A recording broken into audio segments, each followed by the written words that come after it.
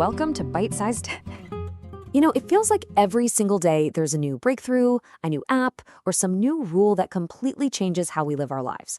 Technology is just moving at this lightning speed, and it brings up a really huge question.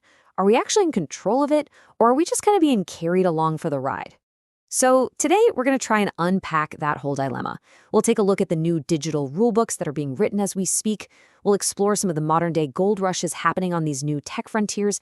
And then, finally, we'll separate the really ambitious promises from the products that actually land in our hands. Okay, so first up, control. As more and more of our lives move online, there's this growing tug of war over who gets to set the terms. Is it the governments trying to protect us, or is it the corporations trying to persuade us? 15. What's so special about this number? Well, it represents a new kind of digital border. Denmark just announced plans to ban social media for anyone under this age, and they're joining a whole global push to regulate big tech's influence. It's a really clear signal that governments are stepping in, trying to set new rules for our digital world. So, while governments are busy trying to build these regulatory fences, corporations, they're getting incredibly sophisticated at pulling us in, basically creating these super highways to capture our attention. Let's just take the world of online sports betting. Companies like FanDuel and DraftKings have pretty much perfected the art of the push notification. One study found an active user got 93 of them in just 4 weeks. But the real key here isn't just the number of them, it's the timing. These are not random alerts. They are strategically sent out during lunch, during dinner, personalized to your habits, and all of it is designed to keep you engaged and spending. And these tactics are so effective, they've actually become the center of major lawsuits. The city of Baltimore, for instance, is arguing that these platforms are not just for fun. They're literally engineered to create and then exploit addictive behavior. It's a pretty stark reminder of the power these apps can have over our choices. But it's not just about direct persuasion. Corporations are also wrestling with their own dilemmas, especially when it comes to AI. So, Coca-Cola recently remade its iconic 1995 holiday truck ad. You know the one, the classic that was beloved for its warm, nostalgic feel.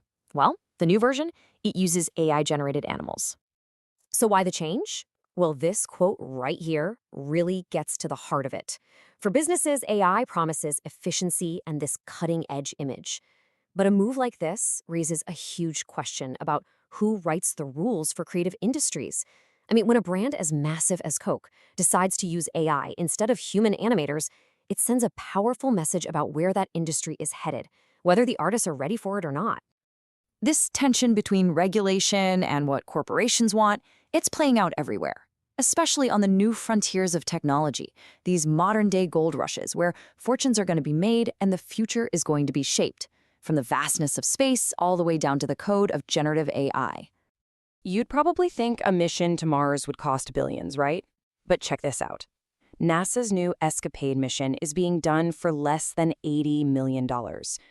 This incredibly low budget is a total game changer. It's making deep space exploration more accessible than it has ever been before.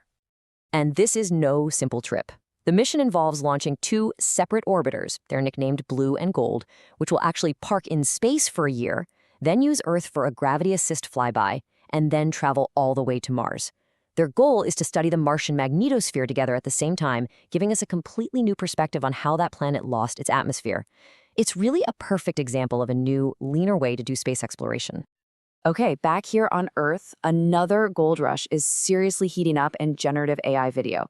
The competition between giants like OpenAI and Google is absolutely fierce. And the battle isn't just about who can make the prettiest pictures anymore.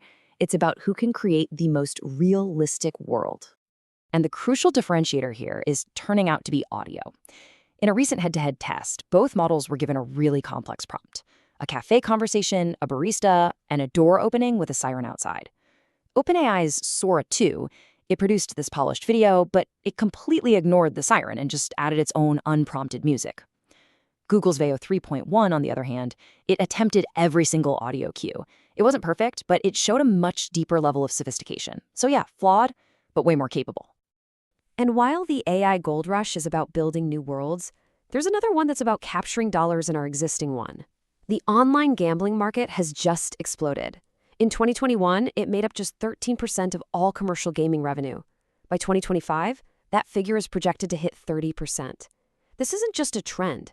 It is a massive shift in how a multi-billion-dollar industry operates. All these gold rushes, they come with big promises. But in the world of tech, there's often this huge gap between the hype and the products that actually end up in our hands. So let's look at two very different stories that really illustrate this. First up, the promise. The T1 phone from Trump Mobile was launched with this grand vision: a powerful smartphone entirely made in America, ready to disrupt the entire industry. It was a patriotic pitch, all about boosting domestic manufacturing. And the reality? After missing multiple shipping deadlines and facing revelations that it was likely just a rebranded device from a Chinese manufacturer, the T1 phone still has not shipped. The company has gone completely silent, and that vision of an American-made disruptor has basically vanished. Now, let's contrast that grand, undelivered promise with a product that takes a much simpler approach.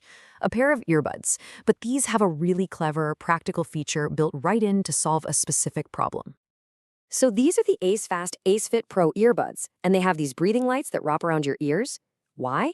To make runners and walkers more visible, and therefore safer on dark evenings. It's not revolutionary, but it's a tangible solution to a real-world problem.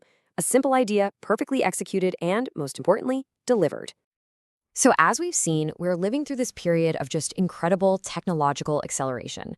From governments trying to set digital boundaries, to corporations trying to shape our behavior, from low-cost missions to Mars to AI remaking our ads. The world is being remade. And it kind of leaves us with this final thought. Are we actively steering this change, or have we just become passengers in a vehicle that's moving too fast to control?